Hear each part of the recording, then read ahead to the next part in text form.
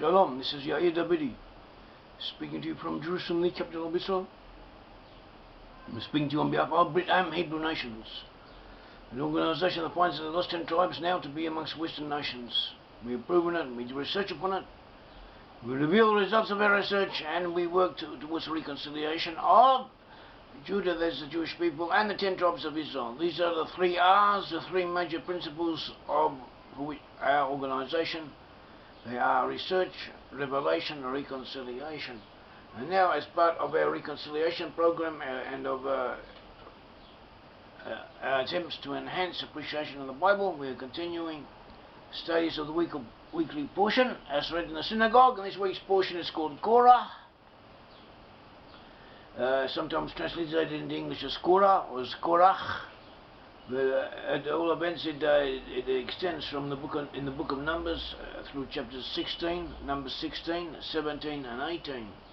It begins concerning a revolt amongst the Israelite nations. We are told how Korah, from the Kohat section of Levi was divided up into several different clans.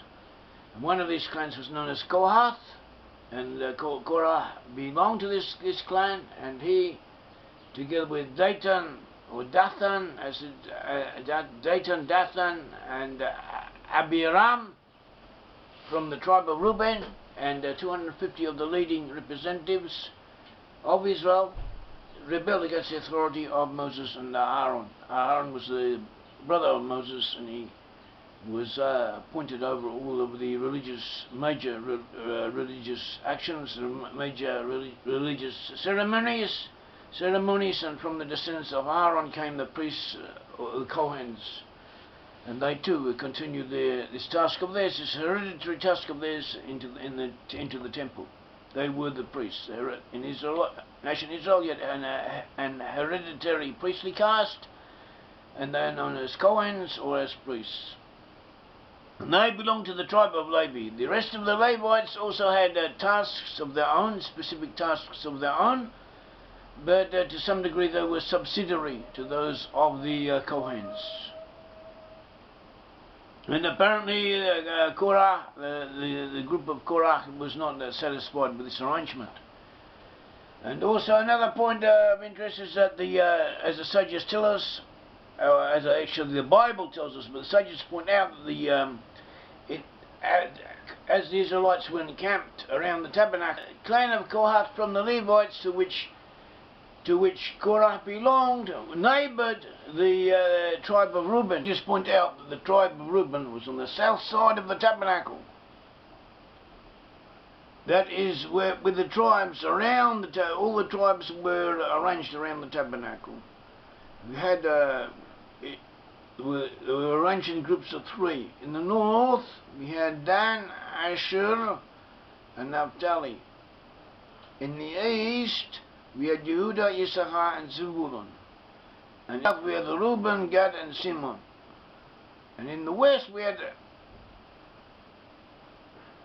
Ephraim, Manasseh, and Benjamin.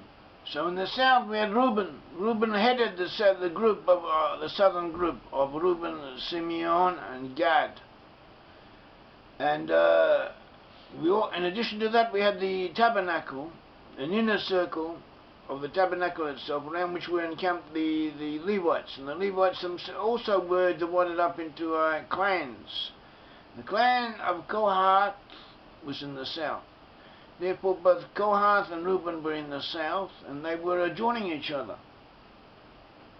We can see this in the book of Numbers. The book of Numbers tells that the standard of the camp of Reuben set out according to their armies. Over their army was Eliezer, the son of Shediur.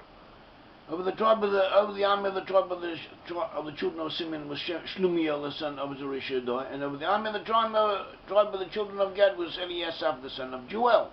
Then the Kohathites set out. That is, the Kohathites from the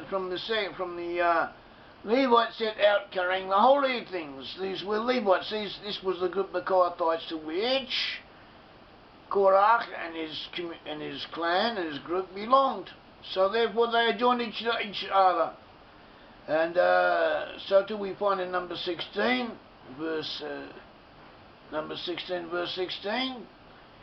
On the Rashi, the commentary of Rashi says, because both the tribe of Reuben was encamped in the south, and so too was Korah, and his sons also encamped southward. They became involved in the controversy of Korah. Woe to the wicked and woe to their neighbour. In other words, they were neighbours. They had joined each other geographically. They were in geographical proximity, occurred one to another, and some type of influence. So interreaction, according to how the sages explain it, due to their proximity, and this comes to tell us that neighbours may be a bad influence, and bad neighbours are to be kept away from. And so perhaps there's some type of connection that from these neighbours, these neighbouring elements were the ones who led the revolt, this revolt against the authority of Moses and Aaron. And the sages took this as an example of how careful we have to be about our neighbours, of keeping away from bad neighbours, and of how pernicious the influence of bad neighbours can be. And these rebels against Moses and Aaron, they claimed that the whole community was holy, and that everyone has equal rights. In effect, they were attempting what we would call a democratic revolution. It might be a coincidence, but Karl Marx, who wrote the Communist Manifesto together with Friedrich Engels, Marx is considered the major authority of communism as we know it in its historical sense, when the Reds were still an element to be reckoned with in world affairs. They always quoted Marx, and they learnt Marx, and intellectuals who had communist sympathies learned the writings of Marx. And Marx did not necessarily initiate the doctrine of communism, but he gave a big push to it. He was an important element in its formulation and propagation. So he was born in Germany. He was born a Christian, but his parents or his grandparents had been Jewish, and they apparently were from the tribe of Levi. So maybe there's something there. Maybe it was a giving expression to what is to the sympathies of part of his forefathers who too wanted equality, and they wanted to be the equal of Moses and Aaron, and they led a revolution, or an attempted revolution against the authority of Moses and Aaron, which is what our portion is speaking about. We have an article on this, and those who are interested may look it up. The article is entitled "We Were Not All Do-Gooders: Karl Marx from Levi and Friedrich Engels from Ephraim." It shows how these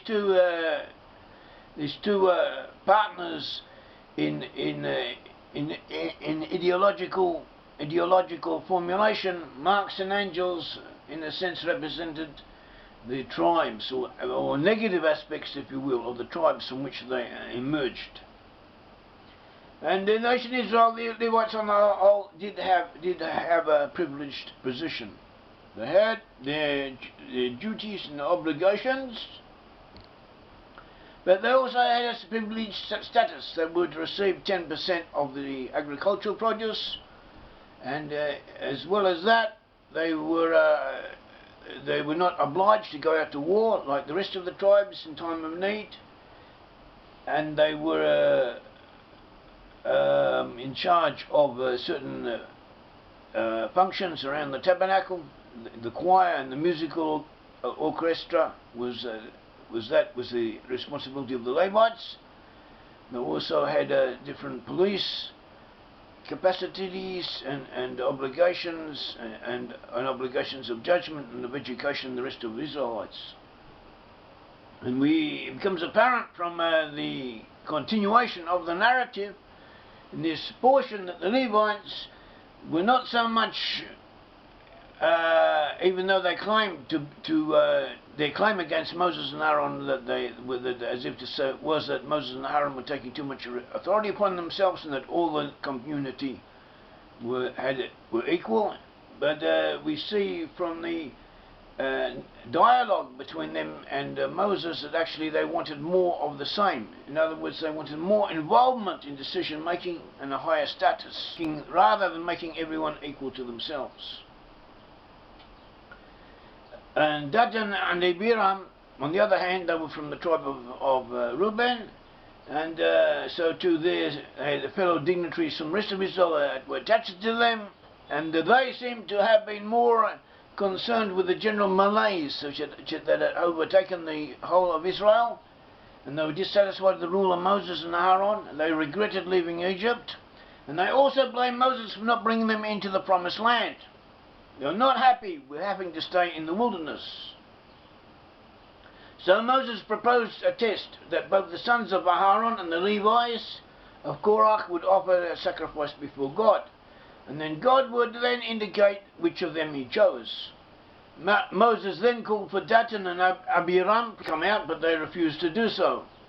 So meanwhile Korach and 250 of the elders accepted the challenge of Moses, and they stood ready with censers and what were placed.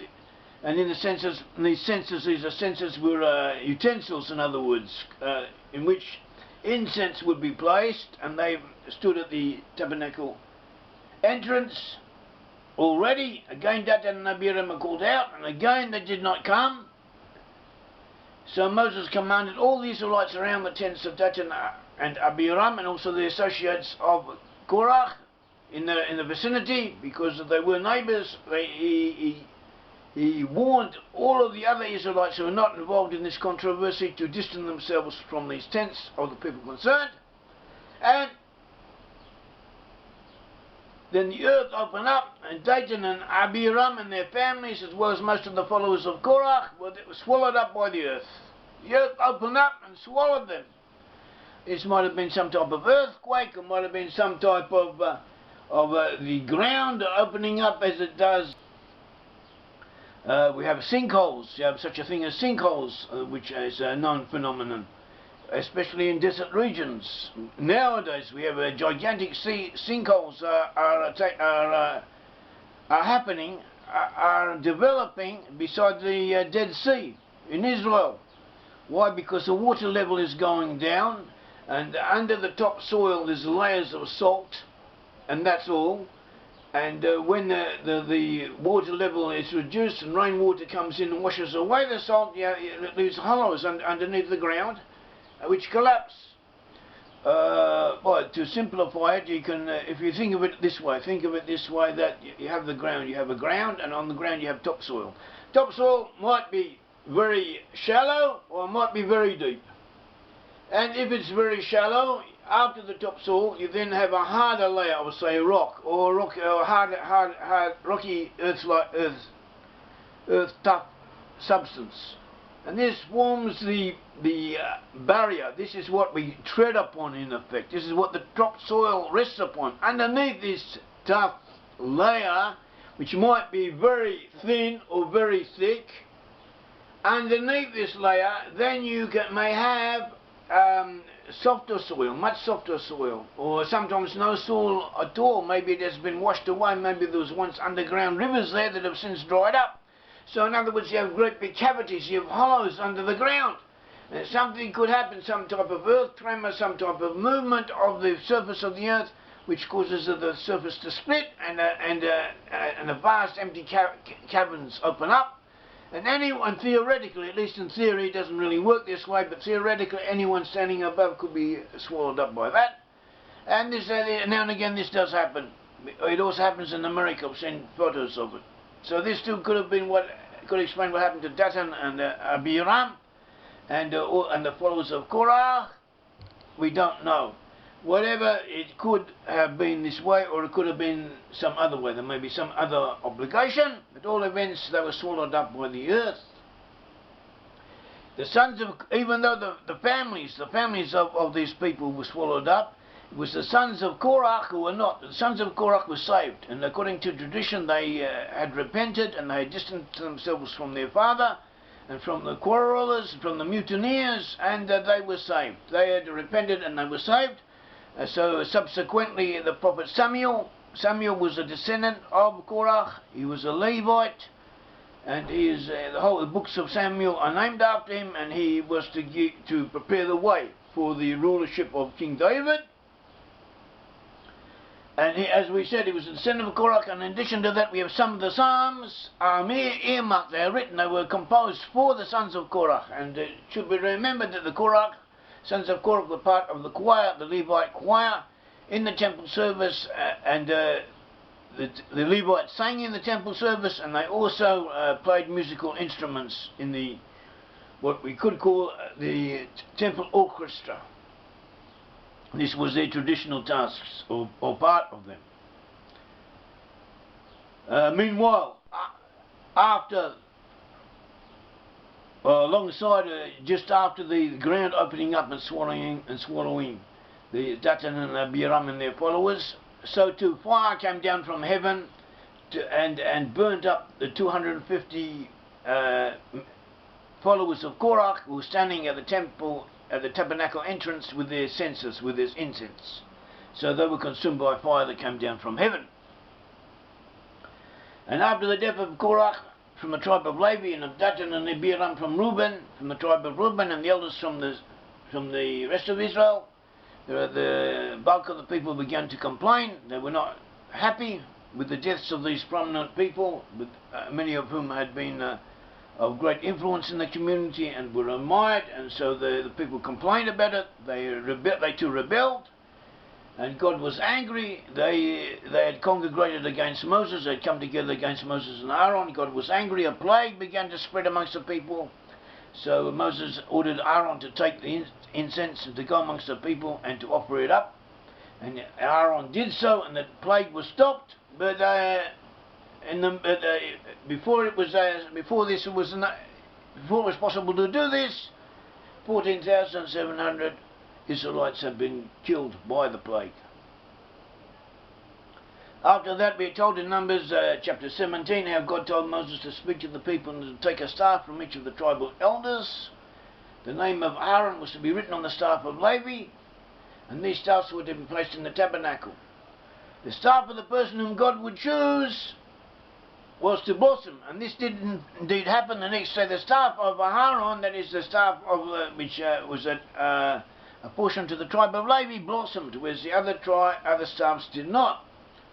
And Moses showed the staffs to the people, and each tribe took his staff back. And Nachmanides explains here that in this case there were 12 rods, one rod for each of the tribes, and Levi, amongst these 12 rods, the rod which was written the name of Aaron was the rod of Levi. So Levi was represented, and for Joseph, for the tribe of Joseph, there was only one rod. And this is a principle that we find throughout Scripture, that wherever Levi is included, Joseph is represented by one, as one count. When Levi is not included in the quorum, then Joseph has two counts. Joseph is counted as two tribes, Ephraim and Manasseh. And in this way, a quorum of 12 tribes is always maintained. And Levi is sometimes included and sometimes not included, because Levi was different from the other tribes. Levi had priestly, administrative and educational duties.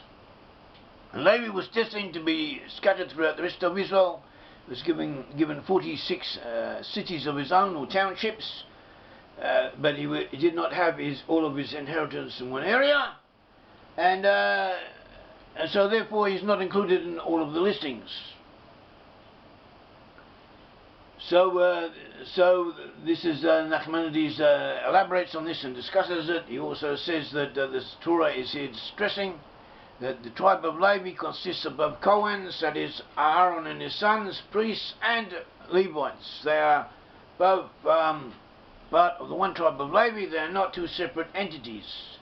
And the Levites were required to guard the tabernacle, and this tabernacle is the same as the temple. God willing, the temple will be rebuilt, and things will return to as they were, or better than as they were.